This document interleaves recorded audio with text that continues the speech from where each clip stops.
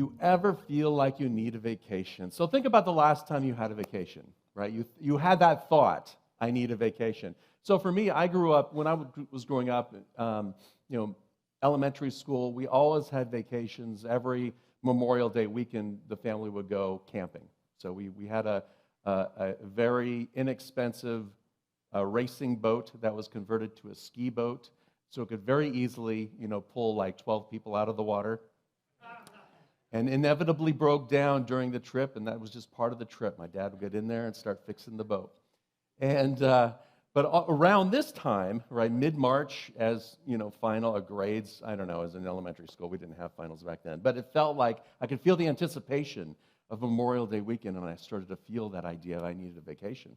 Back then, I didn't have to worry about it, because all I knew is I was getting in the truck at 3 in the morning, and we were heading up to Bass Lake or Shaver Lake or something. But when's the last time you felt like you needed a vacation? And what was the first thing that you thought of when you thought, I need a vacation? What was the first thing? Anybody?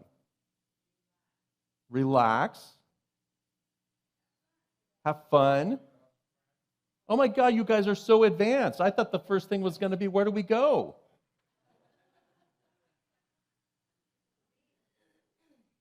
To the beach. Where are we going to go? Hawaii. And then what do you think after that? See family? Where are we going to stay? How are we going to get there? What to eat? So often we go so quickly to the how. How are we going to do it? How are we going to get there? How are we going to afford it? And then the what. What are all of the things that we want to do and accomplish and do while we're there? Because we're on vacation. Right, and so whether it's, I remember a long time ago, before we were married, Tiffany and I took a trip to Italy, and it was a 4-week trip. I think it was fantastic. Way back in the day, we were both in high tech, and we had everything planned out, every hotel, every activity, and halfway through it, it just all, we just kind of broke down. We said, to heck with it, because we forgot our why. We went right to the how, and the what, and then we forgot while we were there to enjoy it. It got to be like you got home from vacation and needed a vacation from your vacation. Anybody feel that way? Because we were so busy doing it that we forgot that we were there to relax, to de-stress, to have fun. And hopefully those things happened along the way, but it wasn't our focus. And so as we begin any journey, whether it's a vacation in your life or whether it's a goal that you have or a career that you're following, whatever that future looks like, you're building your future now in this present moment. And that's what we're doing as a spiritual community. It's like we're back together again for the second time. I said I would never say that word again. It's just like, no, we're just going forward. But it feels different for me because this is the time where we're going to build our future. The first time when we opened in August, it was like, well, we're just going to wait and see, right? Let's just open slowly. It'll be what it'll be. We might have to close, and we did. And now I'm not saying it's still going to be with what is, right? We might have to close, whatever. But we're looking at it, let's look at it from a different perspective of what's our why. Why? Why continue to come to church?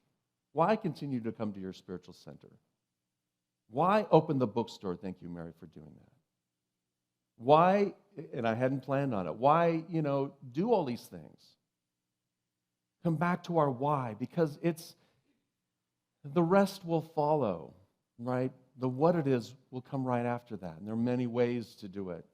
There are many things that we could do, but let's get back to the why. So we're building our future, and it all begins in this present moment, because in this present moment is when you are creating right now. Whatever that vacation is or that future is for us, whatever that goal is or that dream is, you're creating it right now. Even if you're not thinking about it, you're still creating it. And we create it through the power of faith. Now, I want to take just a brief moment to talk about faith, because it's easy to misunderstand, and there's a lot of things that people look at it, and it's not quite what unity teaches. And I want to tell you what unity teaches to the best of my ability in this present moment, so that you might have a deeper understanding of it and see how it affects you in your life. I'm not saying it's right. I'm saying that this is what we have found to be true for us when we practice it in this way. So faith, the idea comes from, Charles Fillmore talks about this, one of the co-founders of the Unity Movement, in case you didn't know, talks about faith as being one of the 12 powers, right? One of those abilities, those spiritual abilities that we all have within us. So it's more than a belief. It's more than a frame of thought. It is a power within us. And he derives it from the 12 powers from the 12 apostles. And Peter was the very first apostle, and Peter represents faith. And upon this church you will build, upon this rock you will build our church. And metaphysically and metaphorically, what he's talking about is this idea of the Christ consciousness, of building that consciousness within you that lifts you up, that aligns you with God, that brings you closer to one another.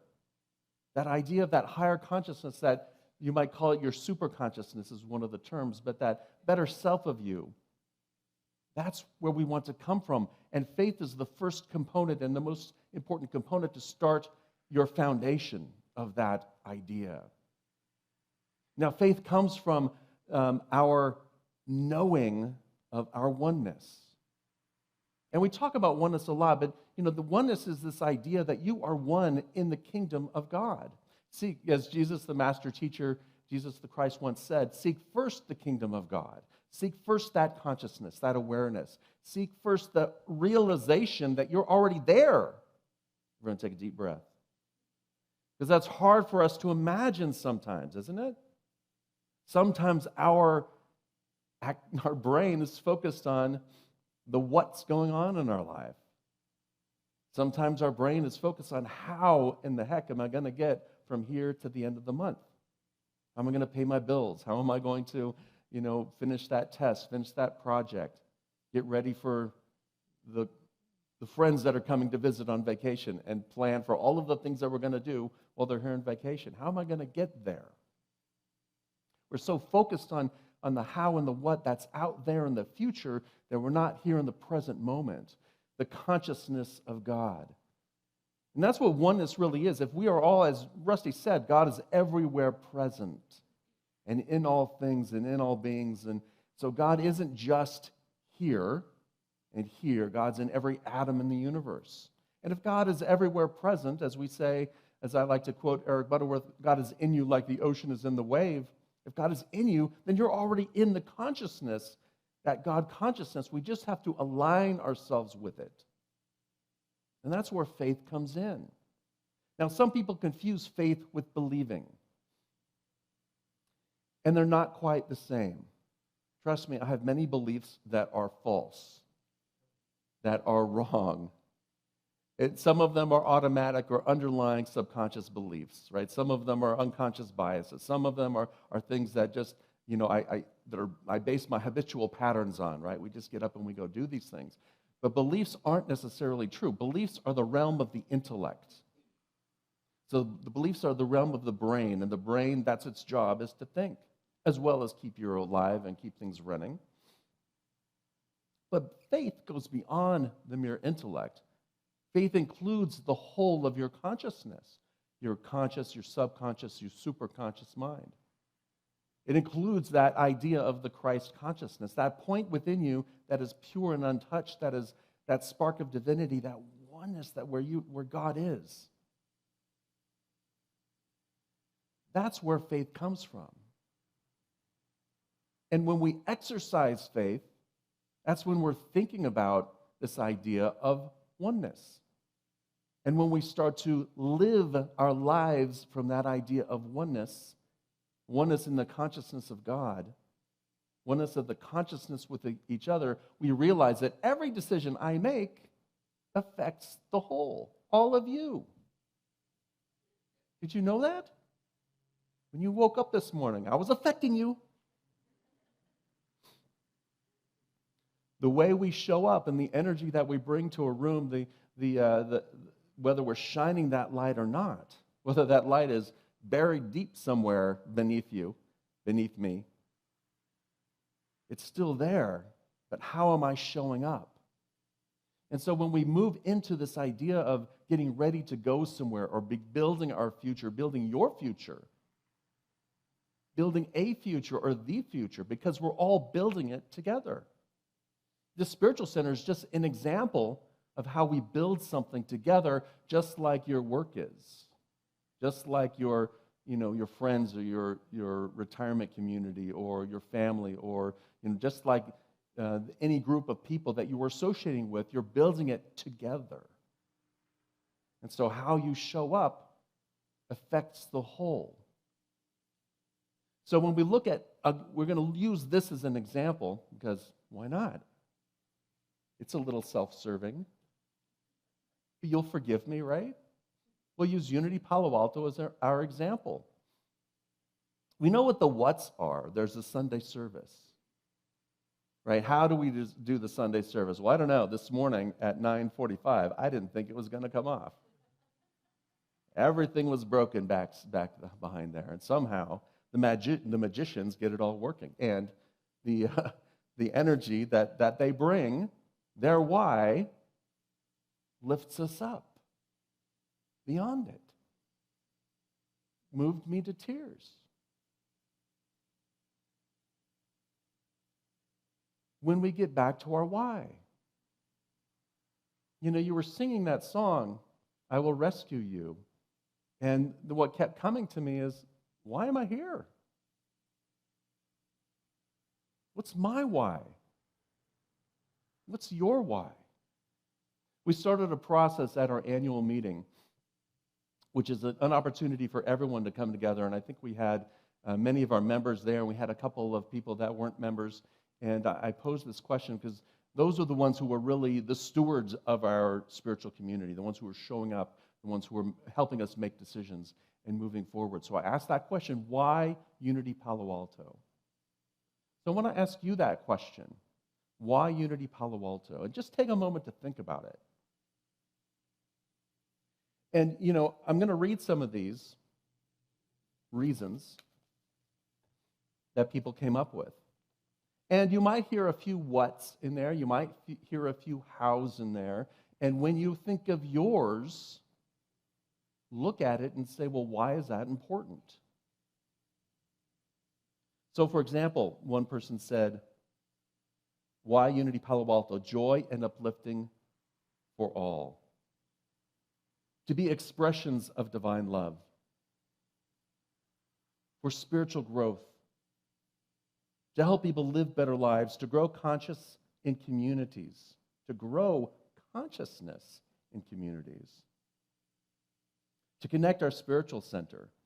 Spiritual growth, connection, service. To love and respect all and exude that in its presence. To be of service and hold space for others. To open to greater understanding of their divinity. To grow spiritually, to be closer to God, to inspire others to grow spiritually.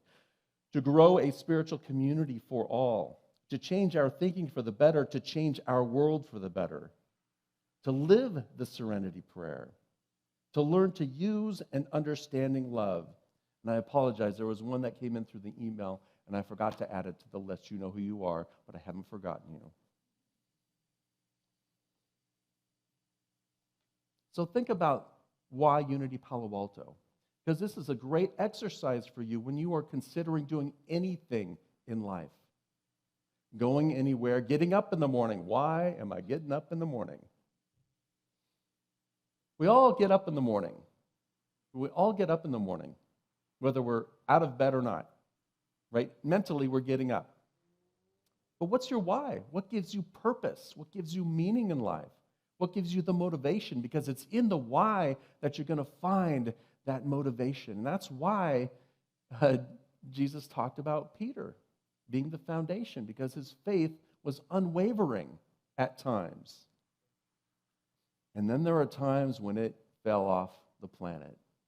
And he pretended he didn't know Jesus. He called him rude names to be part of the crowd because he forgot. It's not that the power of faith stopped working. It's just his connection with that Christ consciousness within, connection with that oneness within, stopped.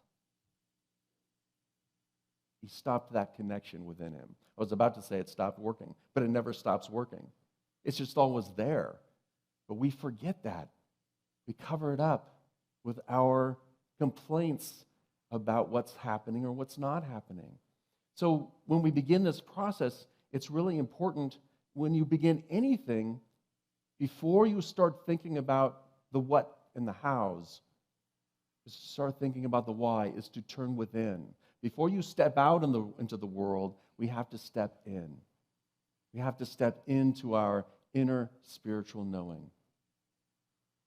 We have to step into that place within us where we can recognize that oneness and realign ourselves with that oneness before we step out.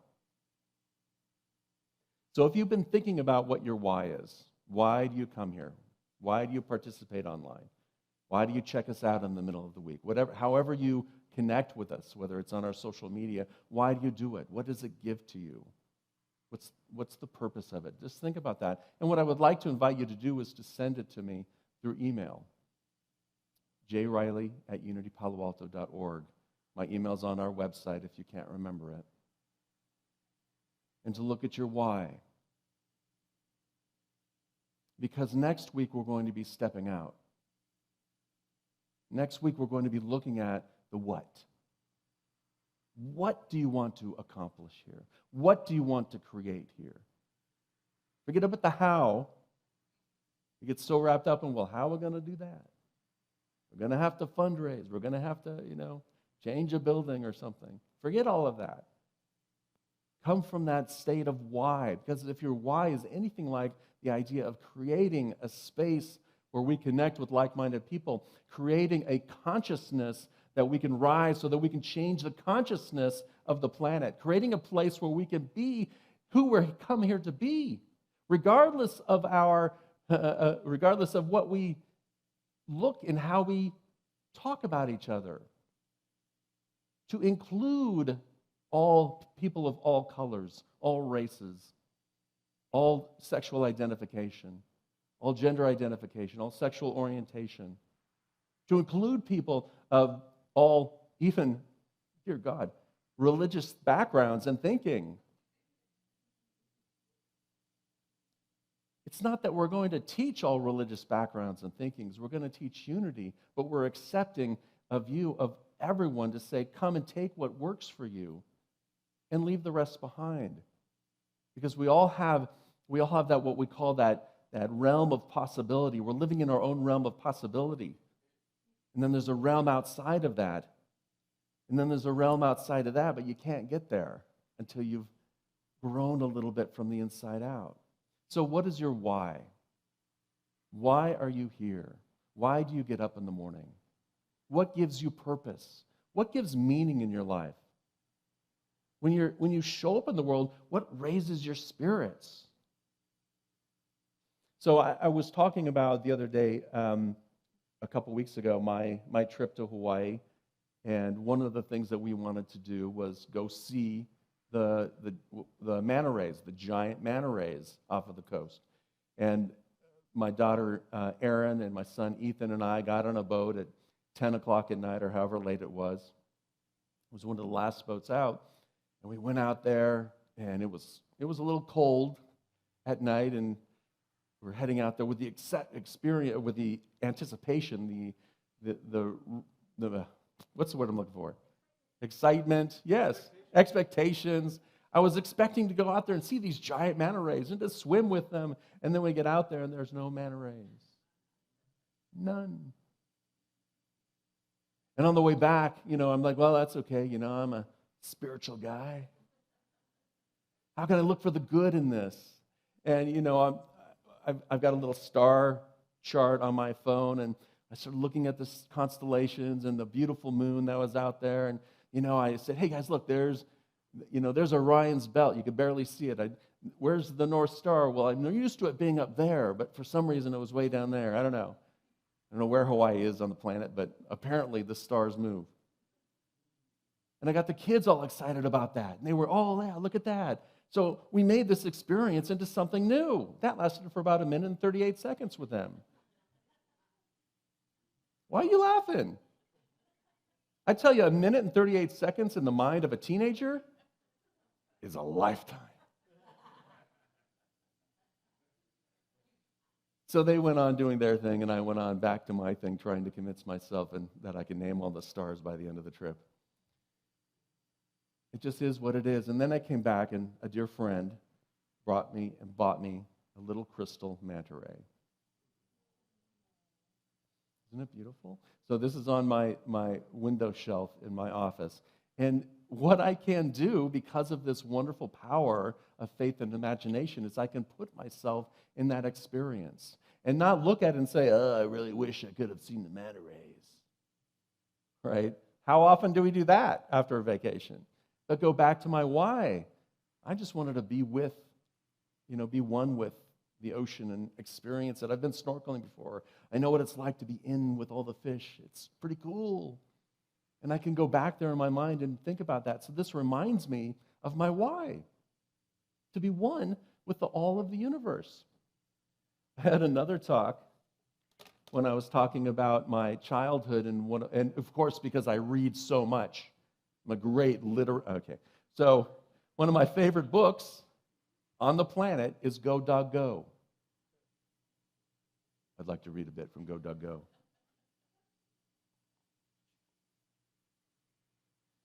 Dog. Big dogs and little dogs. Black dogs and white dogs. One little dog going in, 3 little dogs going out. See, you're so enwrapped. I love it. Isn't it great? You're looking for the spiritual truth or something?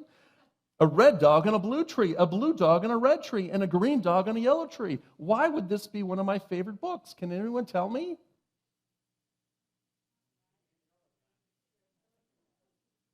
I'm a color guy.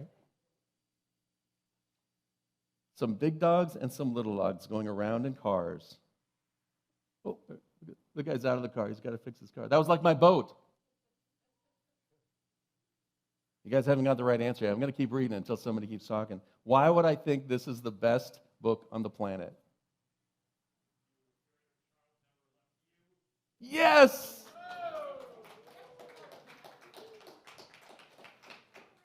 From the wisdom. Because my inner child never left me. Anytime you mention Go, Dog, Go, I'm brought back to my why. And back then, it was all about, exploration. It brings me back to that feeling of youth and wonder in the world. And seeing things new, seeing different colors. Even though my brother's colorblind or color deficient, he probably can't see the difference between green and yellow. But, sorry, Dave.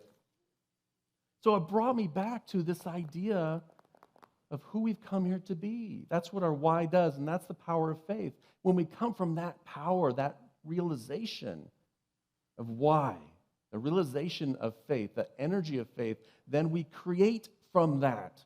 Faith is our ability to create, and we are creating all of the time. Some people talk about it as if we have a lack of faith sometimes. Because, we get in despair. We get frustrated. We get sad. Where's my faith? Why is God doing this?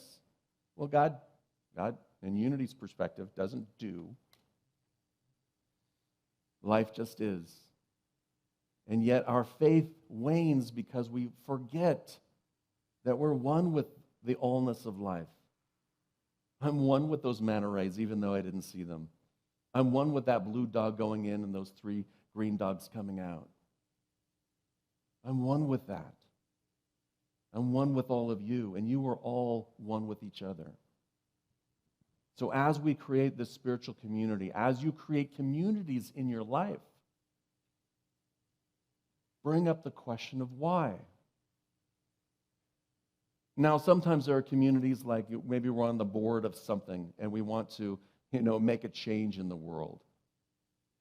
But sometimes we get so caught up in the politics of the board, of our of our community or in the world, something that we want to change in the world. We get so caught up in the what and the how that we forget our why.